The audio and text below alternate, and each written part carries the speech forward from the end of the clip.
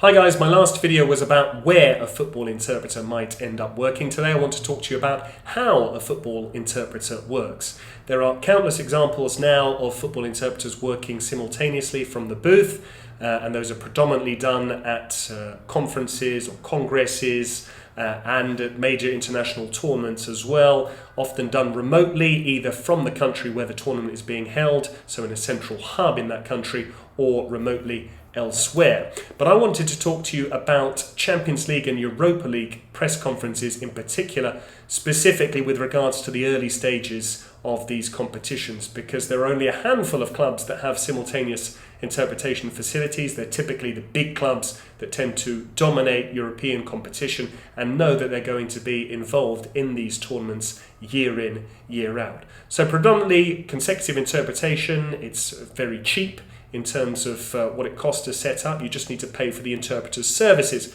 Notepad and pen, those are the essential tools. I typically use one of these, an A5 clipboard, and then I simply tear up pieces of A4 paper. I'm not going to turn that around too much because it's got my notes for this video on it. Anyway, as I was saying, consecutive interpretation is the main mode, and ordinarily at one of these fixtures you will have work on 2 days. Matchday -1, which is the eve of the game, so the day before the fixture itself takes place, and that's when you'll have a player and a coach. The coach will always be there. Sometimes there'll be more than one player. The ubiquitous press officer there to obviously field the questions and decide who asks what and when.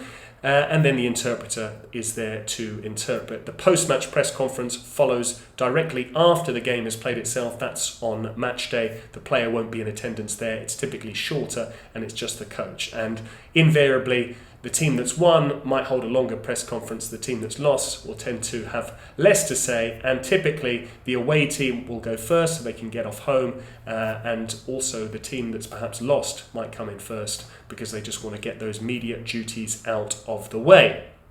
One of the most important qualities for an interpreter, if you ask me, is to have a good memory, because whilst we are used to working in consecutive mode with a pen and paper and taking notes, and there can often be long answers which we're required to interpret, occasionally it's not always logistically feasible to hold a notepad and pen. That happens occasionally in the flash or mix zone when we have to interpret for a player or a coach. The interviewer is holding the microphone to the coach's mouth, and we're there with our own microphone, perhaps even out of shot, and therefore you don't really have enough hands for a pen. As you can see, I'm left-handed. A pen, a notepad and a microphone, something has to give, and invariably there you have to fall back on your short-term memory. No, io non mangio nessuno, no, e credo che proprio ci sia rimasto dentro qualche cosa per la non raggiunta qualificazione. I've never eaten anyone, so I can't see why they should be scared. I think more than anything, they still had something at the back of their mind about failing to qualify for Euro 2008. There are other instances where you can't hold a notepad and pen. I particularly think about when you're out on the field in a training session or in a coaching course, and there it's often a case of just waiting for the speaker to say a sentence or two, remembering all of that, then interpreting it, and then they go again. Interestingly, I've seen this technique employed by certain speakers. Marcelo Bielsa in particular is one who tends to give his press conferences in this particular fashion. Bueno, ese es un objetivo nuestro. This is one of our objectives. Y es difícil, nos costó mucho en toda la temporada conseguirlo. It was difficult for us in all the competition get it. You don't necessarily need a notepad and pen. I've also encountered this outside of football interpreting. I remember doing an institutional contract here in Italy, and there was a speech at the end of the evening, and the speaker decided to break it up sentence by sentence. So you also have to be on your toes and willing to adapt there. The most important thing is to make sure that you're on the same page. Buongiorno a tutti, ringrazio tutte le persone che lavorano. I thank all the personnel that works for this organization. Con il Toronto FC Ringrazio Toronto FC especially. Often it's tacitly agreed, but occasionally the press officer or the coach themselves will nod to you or ask you.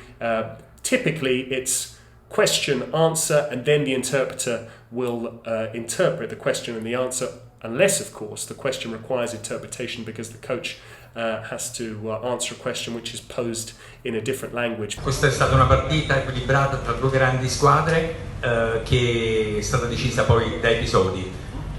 Le chiedo, proprio vista l'equilibrio che c'è stato tra queste due squadre, secondo lei questo Napoli dove può arrivare? Può andare avanti oppure è una squadra destinata comunque a fermarsi, diciamo, strada facendo? We saw a very entertaining match tonight between two very good sides, a very evenly matched contest. Ultimately the game came down to those decisions. How far do you think Napoli can go in the competition? Do you think they can go very far, or do you think they'll fall by the wayside in the knockout stages? But ordinarily, if the coach is answering a question in a language they already speak, it will be question to the coach will answer, and then the interpreter will interpret the question and the answer. I don't necessarily feel you need to make the distinction between question and answer and actually express that vocally. I think often a pause or a change in tone of voice is enough, and that often suffices.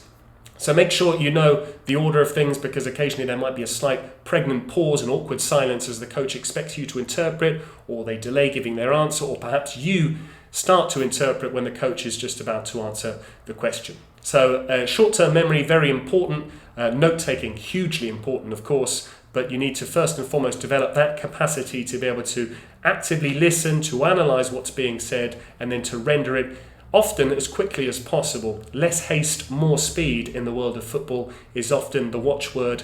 The journalists and the coaches and the press officers themselves can often be slightly impatient. That's something I've encountered, and I do notice that the way I interpret when working in football is slightly quicker than when I work elsewhere. Just a few thoughts then on the way that football interpreters work. I will be giving more details about this, a few more videos. I'll be trying to go into a little bit more depth, but just an idea of how football interpreters can work consecutively, sometimes just using that short-term memory, and of course simultaneously. But that's all for another day. Another video, another like, I hope, from you. More subscriptions, please. And please comment. I love sparking this debate. I love hearing your thoughts on the subject matter. Until next time, guys. Cheers.